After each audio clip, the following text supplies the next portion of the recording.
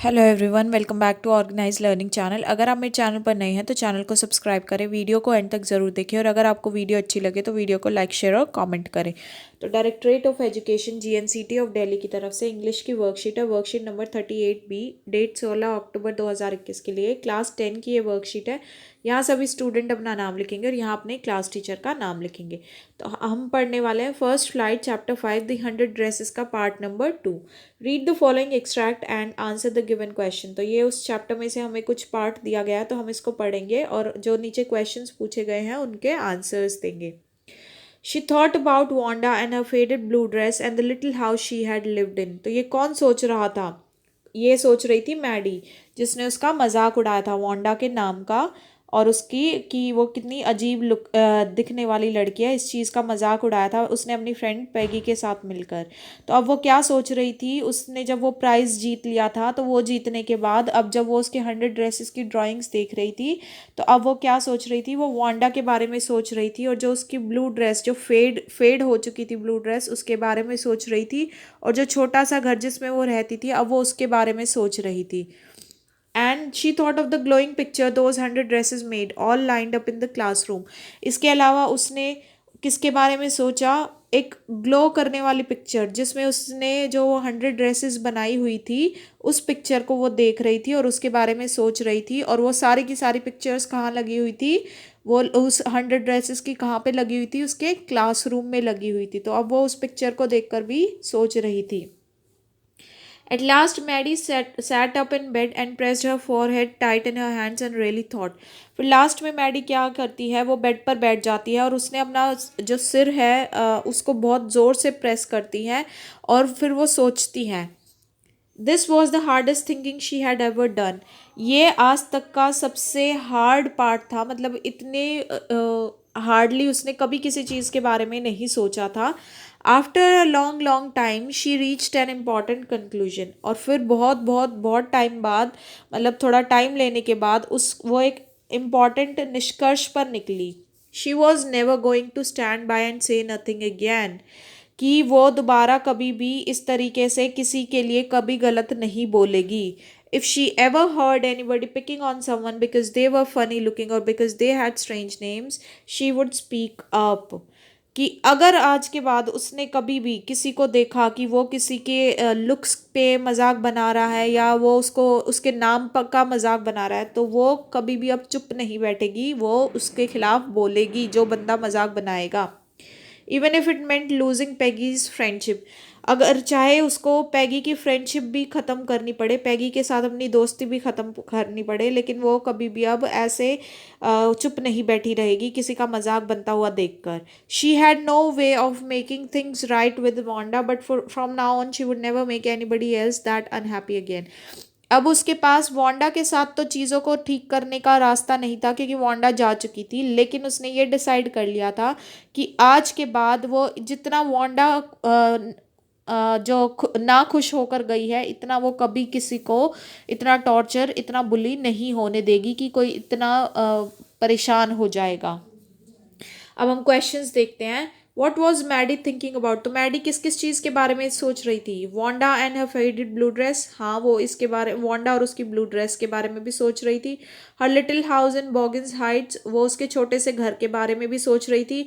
The exquisite 100 dresses displayed in the classroom, जो बेहतरीन जो सुंदर 100 ड्रेसेस जो है क्लासरूम में डिस्प्ले की गई थी उनके बारे में भी सोच रही थी। तो आंसर क्या हो जाएगा? Option number D, all of the above. Next question देखते हैं।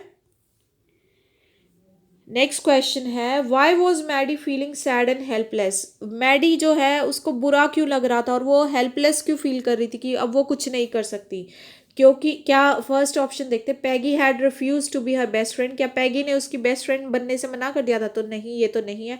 Wanda had left and she could never apologise to her, तो ये बिल्कुल ठीक है, तो बी ऑप्शन करेक्ट हो जाएगा क्योंकि वांडा जा चुकी थी और अब मैडी जो है अपनी गलतियों के लिए उससे कभी माफ़ी नहीं मांग पाएगी।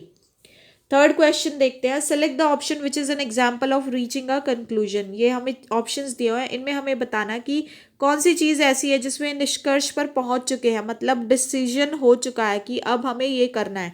पहला है she was still thinking about which gifts to buy for Wanda, क्या वो अभी भी वांडा को गिफ्ट देने के बारे में सोच रही थी? नहीं, ये उसने डिसीजन थोड़ी लिया था कोई। दूसरा है she could not decide between the green and the blue dress, क्या ऐसा था कि वो ग्रीन और ब्लू ड्रेस के बीच में डिसाइड नहीं कर पा रही थी? नहीं, ये भी नहीं था। Maddie would raise her voice to protest against shaming others, तो उसने अपना फाइनल डिसीजन क्या लिया था कि वो अपनी आवाज़ उठाएगी, जो दूसरों को बुली करता है या उनको नीचा दिखाता है उनके खिलाफ अपनी आवाज़ उठाएगी। तो ये डिसीजन उसने लिया था, ये उसका कंक्लूजन था, तो इसलिए सी ऑप्शन जो है वो करेक्ट हो जाएगा। फोर्थ क्वेश्चन है who did Maddie decide to support even at the cost of Peggy's friendship, Maddie ने किसको अपना सपोर्ट देने की सोची चाहे उसको पैगी के साथ फ्रेंडशिप खत्म करनी पड़े? तो ऑप्शन ए है those who were bullied for looking different, कि जिन बच्चों को बुली किया जा रहा था कि वो अलग दिखते हैं इस चीज़ पर, क्या वो उनको सपोर्ट करने के लिए? बिल्कुल। Those who were teased for having strange names, और उनके लिए खड़ी होएगी, वो उनको सपोर्ट करेगी कि जिनको चिढ़ाते थे उनके अजीब नामों के लिए? बिल्कुल, ये भी उसने डिसाइड किया था, तो इसलिए दोनों ऑप्शन ठीक है। तो ऑप्शन नंबर डी जो है यानी कि बोथ ए एंड बी ये करेक्ट हो जाएगा। अब फिफ्थ क्वेश्चन देखते हैं। Maddie resolve never to make anyone else so unhappy again because she was, Maddie ने डिसीजन लिया कि आज के बाद वो किसी को इतना उदास नहीं करेगी, इतना नाखुश नहीं करेगी जितना उसने वांडा को किया, क्योंकि क्या थी वो? तो ऑप्शन नंबर डी एम्पैथेटिक, यानी कि वो उसको दूसरों से सहानुभूति थी कि वो अब दूसरे किसी के साथ ऐसा कभी होने नहीं देगी जो वांडा के साथ हुआ है। तो ऑप्शन नंबर डी जो है वो करेक्ट है। अगला क्वेश्चन देखते हैं। Answer the following question in 40 to 50 words, ये हमें क्वेश्चन पूछा गया है, इसका हमें 40 से 50 शब्दों में आंसर देना है। In her letter Wanda asked the teacher to give one dress each to Peggy and Maddie, जो उसका लेटर था उसमें उस लेटर में वांडा ने अपने टीचर को कहा था कि वो एक एक ड्रेस पेगी और मैडी को ज़रूर दे। How did both the friends feel after looking at the drawings, और जो पेगी और मैडी है जब उन्होंने उन ड्राइंग्स को देखा तो उनको कैसा लगा? तो हम आंसर ऐसे लिखेंगे। In her letter Wanda asked the teacher to give dresses each to Peggy and Maddie, कि अपने लेटर में वांडा ने अपने टीचर को कहा था कि वो एक एक ड्रेस पेगी और मैडी को दे। Both the friends felt bad after looking at the drawings and decided to write an apology letter to Wanda, but ended up writing a friendly note telling her she won the contest and that they missed her a lot. तो ये पढ़ने के बाद और ऐसा उसकी drawings को देखने के बाद दोनों फ्रेंड्स को बुरा लगा कि उन्होंने उसके साथ ऐसा किया, और उन्होंने उसको एक अपॉलजी लेटर की जिसमें माफ़ी मांगते हैं वो लेटर लिखने की सोची, लेकिन इसकी जगह उन्होंने उसको एक फ्रेंडली नोट लिख दिया, अपनी दोस्ती का एक नोट लिखा जिसमें उन्होंने उसको ये बताया कि उसने कॉन्टेस्ट जीत लिया है और वो उसको बहुत ज़्यादा मिस कर रही हैं। तो इस तरीके से आप इस आंसर को लिखेंगे।